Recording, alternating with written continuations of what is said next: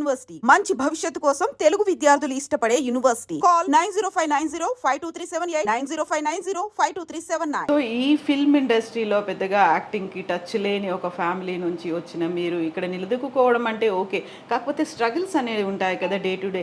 So Meena Kumari నుంచి మేము ఇది ఎక్స్పెక్ట్ చేసాము, ఇలా లేదు, మీనా కుమారి రెస్ట్రిక్షన్స్ పెట్టుకుంటుంది, ఇలాంటివి ఏమైనా ఉన్నాయా మీరు ఫేస్ చేసినవి?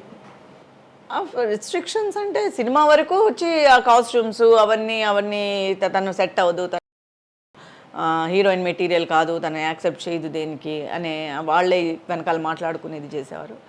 సీరియల్ సంబంధించినంతవరకు అలాంటి ప్రాబ్లమ్స్ ఏమి ఎక్కువ లేవు. మామూలుగా మనకి ఏంటంటే మెయిన్ ఒక కరెక్ట్గా వెళ్ళడం అంటే కొంచెం కష్టం ఎక్కువ ఉంటుంది సీరియల్స్లో. ఎందుకంటే పొద్దున్న 7కి వెళ్ళిపోతాము, రాత్రి 9:30 10 అవుతుంది. పర్ డే 2 ఎపిసోడ్స్ టార్గెట్ ఉంటుంది. సో ఇది చేసేసరికి అయిపోతుంది మన పని, స్ట్రెస్ అయిపోతుంది, తీసేవాళ్ళే స్ట్రెస్ అయిపోతారు. సో సీరియల్స్లో అలాంటి పెద్ద ప్రాబ్లమ్స్ ఏం లేవు. సో మామూలుగా ఫిల్మ్ ఇండస్ట్రీకి ఎవరైనా వచ్చారు అంటే అమ్మాయిలు రాగానే వాళ్ళు కమిట్మెంట్ అడుగుతారు, కాస్టింగ్ కౌన్సిల్ ఉంటారు. అదే అందుకనే అంటున్నాను, మా వరకు మా ముందు ఒక సర్కిల్ ఉండేది కాబట్టి వాళ్ళు యాక్సెప్ట్ చేస్తేనే అలాంటివి కొన్ని జరిగేవి. పేరెంట్స్ యాక్సెప్ట్ చేస్తేనే ముందుండే ఆర్టిస్టులకి వాళ్ళు ఆ టైప్లో ఉంటేనే, ఒకవేళ వాళ్ళు అలా చేయాలి, వాళ్ళు అలా రావాలి అని వాళ్ళు ప్లాన్ చేసుకొని ఉంటేనే అలాంటివి జరిగేవి. సో ఇండివిజువల్గా అనేది డైరెక్ట్గా ఆర్టిస్ట్కి కనెక్షన్ అనేది ఎంతో క్లోజ్గా వర్క్ చేసి హీరోతో కానీ వాళ్ళతో కానీ పెళ్ళిళ్ళు అనేవి జరగడం, లవ్ అనేది జరగడం అనేది అలా క్లోజ్గా వర్క్ చేసేటప్పుడే జరిగేది. కానీ బయట వాళ్ళు ఎక్కువగా మాట్లాడేవాళ్ళు కాదు. ఓకే, నా పరిస్థితులు అన్నీ ముందు నుంచే లిఖించబడి ఉంది కాబట్టి అలాంటి లిఖితాలు ఏం లేవు. యూజువల్గా మా అమ్మాయి ఇంత ఈ లెవెల్లో హీరోయిన్ అవ్వాలి, ఇంత రెమ్యూనరేషన్ డిమాండ్ చేయాలి, టాప్ హీరోయిన్, అలాంటి ఎక్స్పెక్టేషన్స్ రెండు ఫ్యామిలీస్కి లేదు. ఇలా టోటల్గా మా అమ్మ వాళ్ళకి లేదు, మా అత్తగారు వాళ్ళకి లేదు.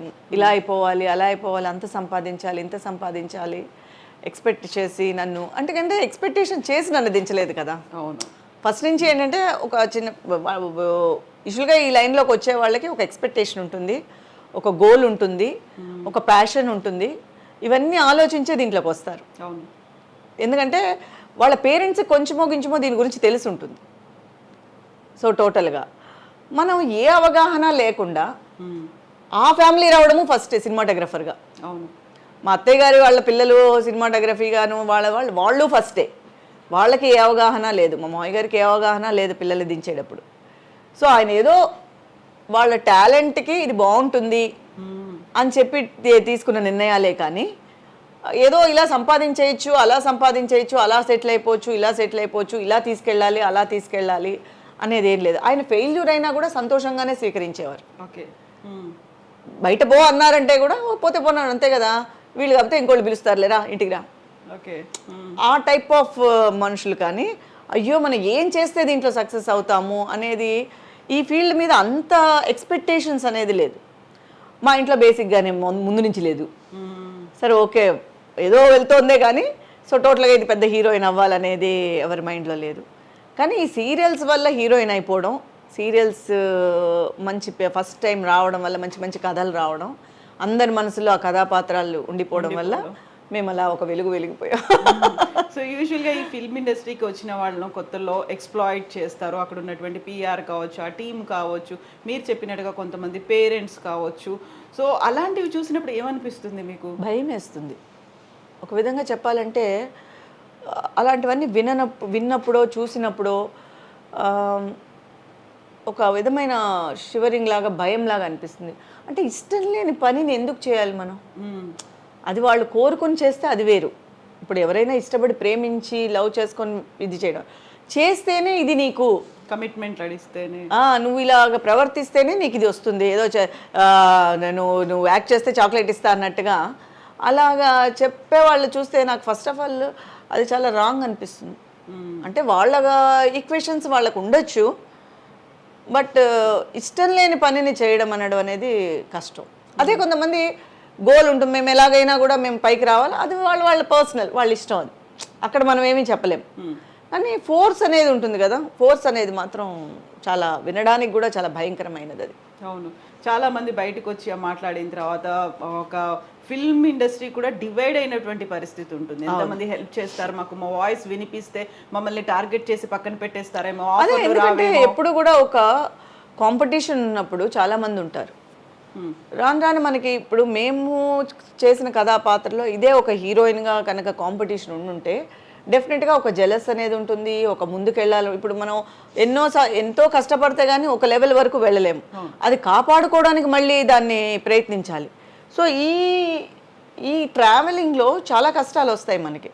అప్పుడు ఏమవుతుందంటే ఏదో కష్టం ఏదో అవసరానికి ఏదో చేసి ఉంటారు, తర్వాత దాని గురించి మోసపోయి ఉంటారు, దాని గురించి ఎవరితో చెప్పుకోవాలో తెలియక మీడియాతో చెప్పుకొని ఉండొచ్చు. కానీ అప్పుడు ఏం ప్రయోజనం అవన్నీ చెప్పుకొని?